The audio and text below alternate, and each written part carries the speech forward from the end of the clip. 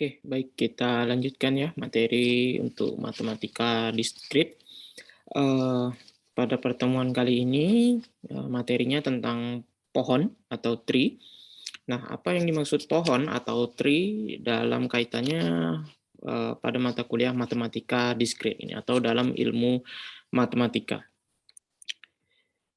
Kita bisa lihat dari definisinya, sebenarnya pohon atau tree yang dimaksud di sini adalah, pengembangan lebih lanjut daripada graf ya. Kalau graf sendiri mungkin, pernah dibahas terkait di materi himpunan ya, atau nanti akan juga ada kaitannya dengan pembahasan di, materi teori graf atau teori bahasa otomata.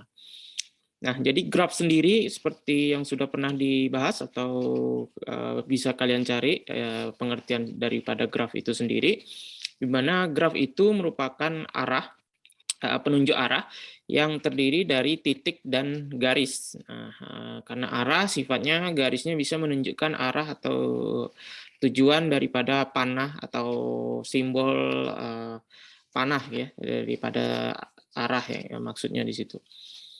Nah, ketika kita ngomong graf dalam konteks pohon ya, suatu graf di sini dijelaskan suatu graf terhubung yang setiap pasangan simpulnya hanya dapat dihubungkan oleh suatu lintasan tertentu. Nah, kondisi ini yang disebut sebagai pohon atau tree ya. Jadi dengan kata lain pohon atau tree merupakan graf tak berarah yang terhubung dan tidak memiliki sirkuit. Gampangnya kita bisa melihat contoh gambar berikut ini. Nah, jadi kalau setiap titik garis ya, titik garis ini merupakan contoh daripada graf ya.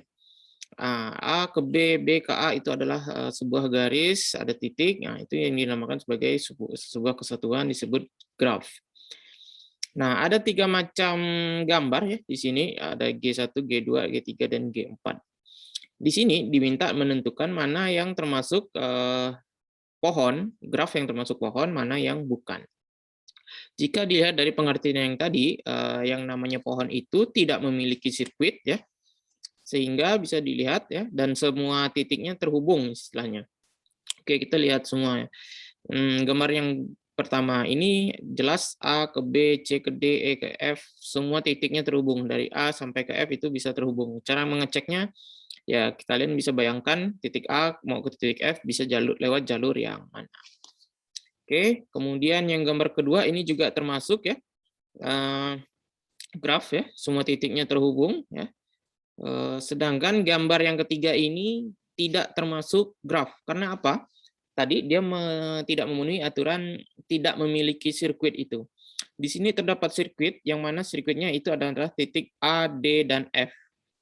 Nah, titik A, D, dan F ini membentuk sirkuit dalam artian kalau A mau ke F, dia bisa lewat A, D, F atau A ke F langsung. Nah, yang namanya sirkuit itu kan saling terhubung ya, bentuknya ya bisa bolak-balik gitu istilahnya. Nah, jadi di sini tidak memenuhi kaedah sirkuit. Tidak memenuhi kaedah tidak boleh memiliki sirkuit untuk pohon. Sedangkan gambar keempat juga bukan merupakan graf, padahal dia tidak memiliki sirkuit, tapi tidak saling terhubung. Contohnya, dari A ke B itu tidak ada graf yang menghubungkan ya. Meskipun gambarnya terlihat sini perpotongan ya, tapi ini bukan graf yang searah istilahnya ya, karena dia harus A, F, D ya, dari titik ke titik. Jadi gambar meskipun gambarnya seperti ini berpotongan, ini bukan merupakan pohon atau tree ya kaidahnya. Nah, jadi yang namanya graf itu tidak bisa berpotongan, tidak bisa belok ya, karena seperti ini. Jadi dia harus lurus dari satu titik ke titik lainnya. Nah, pada kasus pohon atau tree, kasus-kasus atau permasalahan yang sering ditemui adalah kenapa kita harus sampai mempelajari ini. Kalian mungkin pernah melihat kasus menemukan jarak terbaik ya atau terpendek dari satu titik ke titik lainnya, atau dalam hal ini kita misalnya ibaratnya sebuah provinsi Kalimantan Barat di mana ada kota-kota yang diibaratkan sebagai titik-titik tersebut ya. Kemudian akan dibangun jalan ya, jalan yang menghubungkan semua kota tersebut. Nah, bagaimana kita menemukan mekanisme pembangunan jalan yang paling efektif dengan tujuan setiap kota terhubung, kemudian eh, eh, mana jarak yang paling terdekat ya atau jarak paling kecil, sehingga salah satu permasalahan dari pohon ini adalah minimum spanning tree ya. Nah, mungkin pengertian nanti kalian baca sendiri. Untuk menyelesaikan masalah-masalah minimum spanning tree ini ada beberapa algoritma yang bisa digunakan ya. Ada algoritma prim dan algoritma Kruskal. Masing-masing tujuannya sama, menemukan jarak terpendek ya. Nah, sebagai contoh seperti ini. Di sini ada diberikan gambar ya, seperti ini, titik-titiknya beserta dengan jaraknya atau bobotnya nilainya. Dilihat di sini ada jarak dari C ke B itu sama dengan 3, kemudian B ke E dan 5. Nah, kita diminta menemukan bentuk minimum spanning tree-nya seperti apa. Caranya ada beberapa mekanisme. Yang pertama terkait dengan algoritma Kruskal ya. Jadi yang namanya Kruskal dia akan mencari dulu dari gambar tadi yang ini ya, akan dicarinya mana bobot yang paling kecil terlebih dahulu. Ya, sebagai contoh bobot terkecil adalah di sini ya. Nah, 2. Jadi digambar dulu F ke G-nya. Kemudian dari F ke G ini dilihat mana yang berkaitan ya, saling berkaitan, mana yang paling kecil bobot selanjutnya gitu. Nah, berarti selanjutnya misalnya digambar F ke E terlebih dahulu karena ini dia bobotnya 3, sedangkan kalau G ke H itu bobotnya 4, G ke E itu 4. Kemudian yang jelas ini tidak bisa diikutkan karena ini akan membentuk sirkuit. Kemudian dari E, dilihat mana bobot yang paling kecil, berarti yang ini, E ke A. Berarti gambar selanjutnya adalah seperti ini. Nah, E ke A, berarti garis-garis yang merah ini yang nantinya membentuk minimum spanning tree ya. Nah, kemudian dari A, kita lihat lagi, A kemana yang paling bobotnya ada 2 ya, ada 2 yang sama yaitu A ke C 4 ya di sini. Kemudian kita lihat A ke D itu bobotnya juga 4 ya. Nah, sehingga bisa kita buat 2 garis seperti ini. Dilihat lagi sambungannya C ke B ya, bobot paling sedikit 3 itu. Nah, sambil kita cek apakah ada yang membentuk sirkuit ya. Kalau enggak ada, enggak masalah. Tapi kalau membentuk sirkuit jangan sampai. Nah, seperti ini tidak boleh disertakan. Ini juga karena akan membentuk yang namanya sirkuit. Dalam bobotnya besar, dia akan membentuk sirkuit. Nah, terakhir yang belum terhubung adalah titik si H nih. Kita bisa analisa mana jarak dari H ini yang paling pendek ya. Apakah dari titik D atau dari titik G ya. Kita lihat ternyata titik G ke H itu bobotnya 4 yang paling kecil, maka yang digambar adalah ini. Nah, didapatlah hasilnya ketika dari gambar ini kemudian diminta bentuk minimum spanning tree-nya ya, maka akan didapat jawabannya adalah gambarnya adalah seperti ini. Nah, selain bentuk gambarnya yang mesti disertakan, kalian harus juga menyebutkan atau menghitung bobotnya. Berapa bobot yang didapat atau berapa total jarak semua yang didapat. Nah, kalau dilihat di contoh di situ bobotnya adalah 24. Nah, dipastikan tidak ada bobot yang lebih kecil dari ini untuk menghubungkan setiap titik atau setiap jarak. Nah, ya kemudian itu kalau algoritma lainnya ya cara menyelesaikannya. Oh maaf, tadi itu algoritma Prims ya. Kalau algoritma Kruskal itu dia tidak perlu melihat dari satu titik ke titik lainnya, tapi dia cukup menggambarkan dari gambar tadi dia gambar dulu mana yang bobotnya paling kecil 2, setelah 2 bobot berikutnya adalah 3, digambar semua yang 3 gitu ya, titik-titik dan garis yang mempunyai bobot 3. Meskipun semuanya belum saling terhubung ya. Nah, terus itu dilanjutkan naik dari 3 ke 4, mana yang bobotnya 4 digambar semua. Sambil dicek lagi-lagi aturannya sambil dicek tidak boleh ada yang membentuk sirkuit.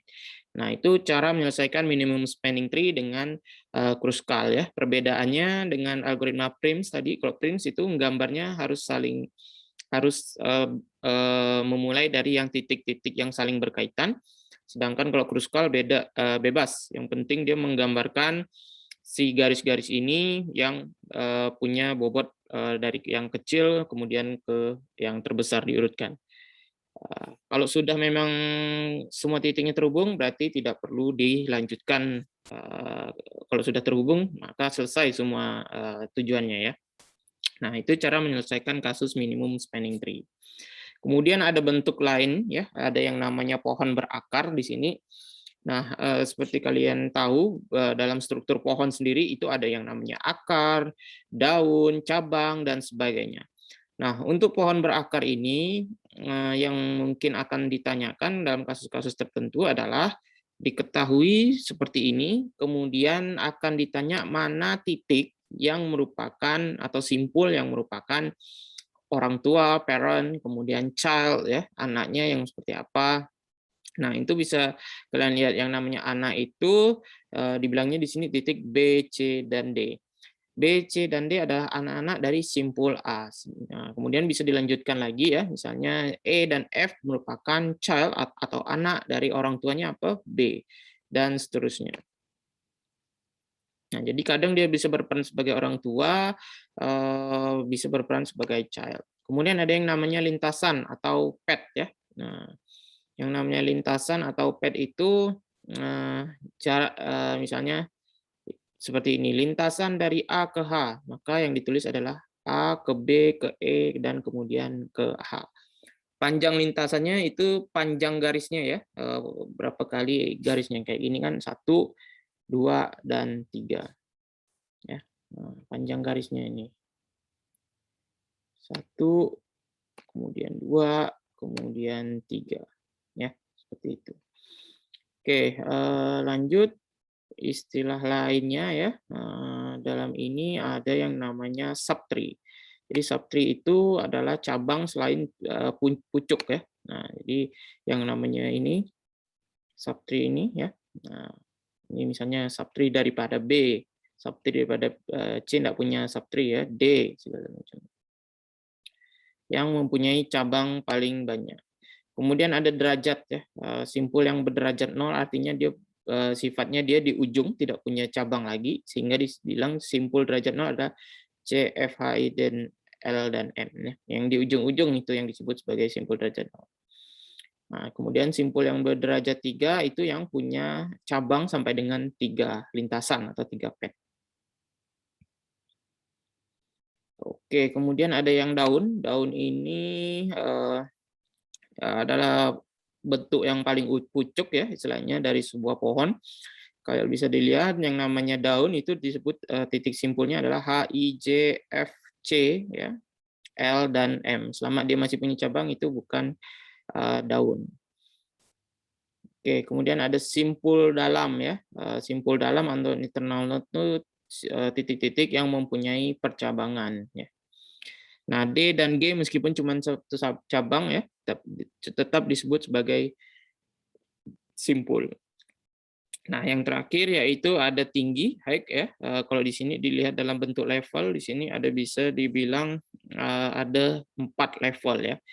Karena yang level paling atas dihitung dari angka 0.